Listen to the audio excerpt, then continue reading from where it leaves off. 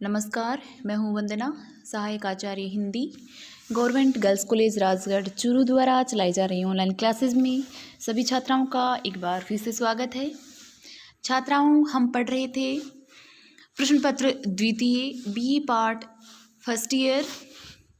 आज हम पढ़ने जा रहे हैं यादवेंद्र शर्मा चंद्र का परिचय और उनकी कहानी गुलजी गाथा। तो सबसे पहले हम देखेंगे यादवेंद्र शर्मा चंद्र का परिचय। तो चलिए देखते हैं। हिंदी की नई कहानी आंदोलन, समानांतर कहानी आंदोलन एवं आंचलिक कहानी की धारा का अगर राजस्थान के किसी एक रचनाकार व्यक्तित्व ने एक साथ प्रतिनिधित्व किया है तो उनमें यादवेंद्र शर्मा चंद्र का नाम विशेष रूप से उल्लेखनीय है। यानी समानांतर कहानी आंदोलन व आंचलिक कहानी की धारा से संबंधित रहे हैं यादवेंद्र शर्मा चंद्र। उनका साहित्य सामंती व्यवस्था के खिलाफ रचा जीवन का जीवंत साक्ष्य है। उपन्यास, कहानी, संस्मरण, नाटक आदि विविध विधाओं की 200 से ज़्यादा छोटी बड़ी पुस्तकें लिख चुके चंद्र अपनी रचनाओं सन्यासी और सुंदरी, आकृतियाँ, खम्मा अन्नदाता आदि के विख्यात रहे हैं। अनुभव की प्रामाणिकता, संवेदनशीलता एवं प्रतिबद्ध वैचारिकता के विलयन से बना उनका साहित्य सहज, संप्रेषणीय एवं रोचकता का भी आदर्श नमूना है। अनेकों सम्मानों से नवाजे जा चुके चंद्र की रचनाओं पर क्रमशः लाज राखा राजी सती राजस्थानी की पहली रंगीन फिल्म, हजार घोड़ों का सवा दूरदर्शन, चांदा सेठाजी टेलीफिल्म का भी निर्माण हो चुका है। जीवन भर स्वतंत्र लेखन के सहारे जीवन की गरिमा के साथ ईमानदार रंग से जीने वाले चंद्र ने राजस्थानी व हिंदी दोनों में विपुल लेखन कार्य किया है। तो यादवेंद्र शर्मा चंद्र हैं, वो राजस्थानी भाषा में भी लिखते हैं और हिंदी भाषा में भी लिखते हैं। उनकी कहानी गुलजी गाथा, जो कि बहुत ही प्रसिद्ध कहानी है, आज हम उसी को पढ़ने जा रहे हैं। तो चलिए देखते हैं गुलजी गाथा कहानी। गुलजी गाथा के नायक गुलजी में एक विशिष्ट बात थी जो उसे दूसरों लोगों से अलग करती थी। वह विशिष्ट बात यह थी कि उसे ढेर सारे व्यक्तियों, उनके पिता, दादा, परदादा और नाना नानियों के नाम याद रहते थे। तो यह क्वेश्चन कई बार एग्जाम में पूछा जा चुका है कि गुलजी गाथा के जो नायक हैं गुलजी, उसमें क्या विशिष्ट बात थी। तो आपको इसका आंसर यही होगा कि उसे ढेर सारे व्यक्तियों, उनके पिता, दादा, परदादा और नाना नानियों के नाम याद रहते थे। 50% दूसरी बातें और भी थी। कई लोगों की जन्म तिथियां भी उसे याद रहती थी। आप एक बार बता देते कि उसका नाम फला है तो वह नाम उसके मस्तिष्क में अंकित हो जाता था, और फिर कभी आप पूछते गुलजी मेरा नाम क्या है तो वह फौरन बता देता। इस विशेषता के अलावा वह अत्यंत सामान्य प्राणी था। हाँ, बलिष्ठ शरीर था उसका, लंबा कद वाला, वह काला उसका रंग था। आकर्षण के नाम पर केवल उसका हष्टपुष्ट शरीर था। आंखें तो उसकी बिच्छू सी गोल गोल थी जो उसकी विरूपता को बढ़ा रही थी। यानी गुलजी था वह हष्टपुष्ट शरीर वाला था लेकिन कुरूप था, और उसकी आंखें छोटी छोटी और बिच्छू जैसी थी। बलिष्ठ उसका शरीर था। वह अत्यंत ही कॉमेडी यानी काम करने वाला था। मेहनत से वह जरा भी नहीं घबराता था। लोग उसके मनोविज्ञान को समझ गए थे, इसलिए उसका प्रशंसात्मक शब्दों से घेराव करके ठगते रहते थे। यानी उसका मनोविज्ञान लोग ये समझ गए थे कि जब भी इसकी प्रशंसा की जाए तो ये अत्यधिक खुश हो जाता है, और उसकी प्रशंसा करके, झूठी प्रशंसा कर करके वो लोग उसे ठगते रहते थे और उससे पूछते रहते कि गुलजी बताओ मेरे पिता का क्या नाम है, गुलजी बताओ फलां का क्या नाम है। इस प्रकार से कहते थे गुलजी तू बड़ा सयाना है, जरा बाजार से सब्जी ला देना। कोई कहता गुलजी तू तो तूफान की तरह चलता है, कोर्ट गेट से 5 सेर बाजरी ला दे। इस प्रकार से उसे कहकर अपना काम करवा लेते थे। यदि उसका मन नहीं होता तो वह बिना जवाब दिए खिसक जाता था। हाँ, कष्ट में पड़े व्यक्ति के लिए वह कभी भी बहाने नहीं बनाता था। स्वभाव का बड़ा अच्छा था, हर एक के दुख सुख में काम आता था। गुलजी अपनी प्रशंसा सुनकर गदगद हो जाता था।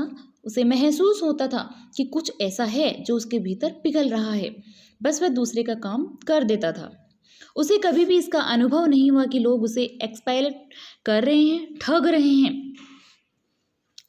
वैसे वह भरे पूरे परिवार का था, माँ बाप, भाई और बहनें। वे 3 भाई और 5 बहनें थे। दोनों छोटे भाई सरकारी नौकर थे। 4 बहनों का ब्याह हो चुका था। उसका बाप भोला भाला था, किसी बनिए के यहाँ रसोई बनाता था। दोनों भाइयों की भी शादी हो गई थी। हालांकि वह सबसे बड़ा था, पर ऐसे भोले भाले और अनपढ़ को कौन अपनी बेटी दे। कोई जानबूझकर तो अपनी बेटी को कुएं में नहीं फेंक सकता था। ब्याह के प्रति उसमें बड़ा हर्ष था। कई बार वह एकांत में अपनी माँ से कहता, माँ तू मेरा विवाह क्यों नहीं करती? बेटा मैं तो करना चाहती हूँ, पर कोई बाप अपनी बेटी भी तुझे दे। तू ठहरा अनपढ़ और भोला, कुछ काम भी नहीं करता। यदि तेरी शादी कर दूँ तो पीछे आने वाली बींदनी खाएगी क्या? 2 टाइम चूल्हा जलाने के लिए भी पैसा चाहिए। तू कमाता भी तो नहीं है, भाइयों के टुकड़ों पर पल रहा है। केवल दादा परदादा नाना नानियों के नाम बताने से पेट नहीं भरता। गुलजी माँ की बात पर गंभीर हो गया और वह उदास होकर बैठ गया। सोचने लगा कि मैं क्या काम कर सकता हूँ। गुलजी जब कभी पुराने बाजार की ओर जाता था तो रास्ते में प्रश्नों की झड़ी लग जाती थी। गुलजी मेरा नाम क्या है? तो वह बताता गुलाबचंद बिस्सा। गुलजी मेरा घर कहाँ है? दूसरा पूछता साले की होली पर। गुलजी मेरे नानी का क्या नाम है? सूर्यमल जी व्यास। गुलजी मेरा गोत्र कौन सा है? भारद्वाज। इस प्रकार से वह लोगों के प्रश्नों के उत्तर दे देता था। गुलजी हर प्रश्न का जो उसके दायरे के होते उत्तर देता था। उसके चेहरे पर तब अपूर्व प्रसन्नता झलकती थी। लगता था कि जीवन की तमाम रोशनियां उसके चेहरे पर आकर जम गई हैं। उसकी आंखों में दर्प या एक प्रकार से गर्व या घमंड चमकता था। लेकिन आज गुलजी मौन था। लोगों के प्रश्न जैसे उसे सुनाई ही नहीं दे रहे थे। बार बार एक ही प्रश्न बवंडर की भांति उसके मस्तिष्क में घूम रहा था कि वह कमाता नहीं है, इसलिए उसकी शादी नहीं हो रही है। कई लोगों को आज आश्चर्य हुआ कि गुलजी चुप क्यों है। अवश्य वह बीमार है, वरना गुलजी के लिए प्रश्नों के उत्तर जीवनदायी हैं। गुलजी बाजार में पंसारी के व्यापारी सेठ कुंदनमल अग्रवाल की दुकान पर पहुंचा। सेठ जी राम राम। राम राम गुलजी, आ बैठ। सेठ कुंदनमल गुलजी के प्रति अत्यंत ही संवेदनशील था।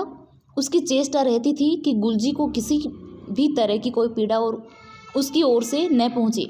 गुलजी टूटे हुए इंसान की तरह बैठ गया। कुंदनमल ने दही को बंद करने को कहा, क्या बात है गुलजी, बहुत सुस्त लग रहे हो, मुँह तो उतरा उतरा है। कोई खास बात नहीं सेठ जी। खास बात कैसे नहीं है? कुंदनमल जानता था कि गुलजी से जब कभी कोई नहीं पूछता कि मेरा नाम क्या है, वह सुस्त हो जाता है। उसने पूछा, क्या आज कोई पूछने वाला नहीं मिला क्या? गुलजी ने बुझे स्वर में कहा, ऐसी बात नहीं है। फिर क्या बात है? कुंदनमल ने से आत्मीयता जतलाते हुए कहा, सच सच बता गुलजी, देख मुझसे छुपाएगा तो फिर किसे कहेगा? गुलजी ने सिर झुकाकर धीमे धीमे कहा, सेठ जी मेरी शादी नहीं हो रही है। माँ कहती है कि इसलिए नहीं हो रही कि क्योंकि मैं कमाता नहीं। जिस लुगाई को तेरे पीछे लाएंगे वह खाएगी क्या? वह पेट भर पर पत्थर बांध कर तो नहीं रहेगी। कुंदनमल ने पीपे में रखी इमली के टुकड़े को तोड़कर मुंह में रखा, फिर बोला, माँ ठीक ही कहती है। एक तो तू भोला भाला, दूसरा अनपढ़, तीसरा अनकमा। वह झुंझलाहट से बोला, मैं फिर क्या करूं? क्या मैं कुंवारा ही मरूंगा? सेठ ने शांत स्वर में कहा, यदि विधाता ने तेरे कर्म में विवाह का लेख नहीं लिखा है तो तू और हम क्या करेंगी? उसका लिखा तो अमिट होता है। हाँ, तू पुरुषार्थ कर कमाने लगे तो बेमाता के लेख भी मिट सकते हैं। इस प्रकार से सेठ कुंदनमल जी ने ये बात गुलजी को कही। पर मैं क्या काम करूं? उसने शब्दों पर जोर देकर कहा। उसके चेहरे पर आक्रोश था। कमाना शुरू कर दे। कैसे? मुझे तो कुछ आता ही नहीं। कुंदनमल ने उसके सुडौल और तगड़े शरीर को अपनी दृष्टि में भरा, फिर कहा, तुझमें हनुमान जी जितनी ताकत है, तू तो गेहूं की बोरी भी उठाकर ले जा सकता है। एक बोरी के 1, 2, 3, 4 रुपये मिल जाते हैं। तू बोरी ढोने का काम शुरू कर दे। गुलजी ने सोचा और वह उसी पल से इस काम में लग गया। सांझ हो गई थी। शहर की गलियों में बच्चे तरह तरह के खेल खेल रहे थे। कोई जक्कड़ बिक्कड़, कोई आड़ूलो पाड़ूलो और कोई लुकमीचनी। चौकों में पाटों पर लोग बैठे बैठे गप्पे मार रहे थे। गुलजी अपने घर पर पहुंचा। उसने अपनी माँ के हाथ में 5 रुपये रखते हुए कहा, यह मेरी कमाई है। क्या 5 रुपये? उसकी माँ सीतकी की आंखें चमक उठी। हाँ माँ, मैं अब बाजार में मजदूरी करूँगा। पढ़ा लिखा हूँ नहीं, एकदम अंगूठा छाप हूँ। और मैं कर भी क्या सकता हूँ? बेटा तू जितना कमाएगा उसे मैं इकट्ठा करूँगी, फिर तेरी शादी में लगा दूँगी। वह गंभीर हो गया। एक आशा की किरण उसके भीतर जली। गुलजी नियमित रूप से कमाने लगा। हाँ, बाजार आते जाते और वह मजदूरी करते समय लोग उससे नामों के बारे में सवाल करते रहते थे। वह काफ़ी खुश था, पर यदि उस पर कोई झूठा आरोप विशिष्ट चरित्र को लेकर लगा देता तो वह असामान्य हो जाता। अस्पष्ट स्वर में बड़बड़ाता हुआ तेजी से पूरे चौक में उत्तर से दक्षिण और पूर्व से पश्चिम की ओर भागता रहता। मैं पराई बहू बेटी की को खोटी नज़र से देखता ही नहीं हूँ, पराई लुगाई को अपनी माँ बहन समझता हूँ। बदमाश मुझ पर थूक उछालते हैं, पाजी कहीं के, झूठे कहीं के। अब उसकी उत्तेजना और हाव भाव देखते बनते थे। लोग हंसते थे और उसका गुस्सा बढ़ता जाता था। फिर कोई बुजुर्ग बडेरा उसे समझाता तो वह शांत हो जाता। गुलजी नहीं सोच पाता था कि इस दुनिया का व्यवहार, बर्ताव, नाते, रिश्ते क्या हैं। वह स्त्री पुरुष के संबंधों के बारे में भी कुछ नहीं सोच पाता था। वह तो बस इतना जानता था कि हर मिनट ब्याह करता है, इसलिए उसका ब्याह भी होना चाहिए। इसके अतिरिक्त वह कुछ नहीं जानता। उसे ब्याह करना है, इसलिए उसे खूब कमाना है। एक दुल्हन के लिए उसे जी तोड़ मेहनत करनी है। उस दिन शीतला बारी के बाहर एक बोरी डालने पर परित्यक्ता स्त्री के घर गया। कठिन मार्ग, ऊंचा नीचा, गर्मी की ऋतु, वातावरण में तपिश, हल्की लू। गुलजी बोरी लिए हुए उस स्त्री हीरकी के घर पहुंचा। हीरकी जैसे उसका इंतजार ही कर रही थी। उसका दरवाज़ा खुला था। गुलजी ने उसके दरवाजे की 2 सीढ़ियां कठिनता से चढ़कर घर में प्रवेश किया। पूछा, बोरी कहाँ रखनी है? सालकी में, उसने कहा। गुलजी ने आंगन पार करके भीतरी कमरे में बोरी को डाल दिया। लंबा सांस लेकर गुलजी अपने गमछे से पसीना पूछा। हिरकी ने आत्मीयता से कहा, गुलजी बड़ी गर्मी है, थोड़ा सा सुस्ता ले, एक लोटा पानी पी ले। गुलजी ने पहली बार हिरकी को भर नज़र देखा था। वह खूबसूरत लगी उसे। वह कुछ पल ऐपलक देखता रहा, फिर अपने सिर को झटका देकर खुद को धिक्कारा। धत तेरे की, क्यों देख रहा है इसे? ले पानी पी ले, ठंडा टिप है, उदयराम सर की मटकी का है, उन मटकियों में बड़ा ठंडा पानी रहता है। हीरकी ने गहरे अपनेपन से कहा। उसके चेहरे पर प्रेम था या स्नेह, ममता थी या वात्सल्य, जानना दूभर था। तांबे का लोटा था। गुलजी ने ऊपर से पानी पिया। डचक डचक डचक। पानी पीकर उसने फिर लंबा सांस लिया। पानी सच में ठंडा है। गुलजी ने उसकी ओर देखकर कहा, मेरे घर पानी इतना ठंडा नहीं होता। अच्छा, मैं चलूं? वह उठने लगा कि हिरकी ने झट से पूछा, गुलजी मेरे बाप का नाम जानता है?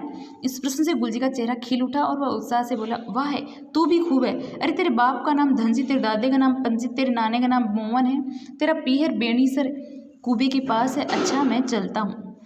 तेरे नीचे कांटे बिछे हैं क्या गुलजी, जो तूने 2 घड़ी सुख की छाँव में न बैठ कर जाता? जाता हूँ कि रट लगा रखी है। हिरकी ने तनिक नाराज़गी के भाव दिखाते हुए कहा। हिरकी, मुझे मजूरी करनी है, देखो मैं कमाता नहीं हूँ ना, इसलिए मेरा ब्याह नहीं हो रहा है। वह उदासी से बोला, मेरे दोनों भाइयों का ब्याह हो गया है।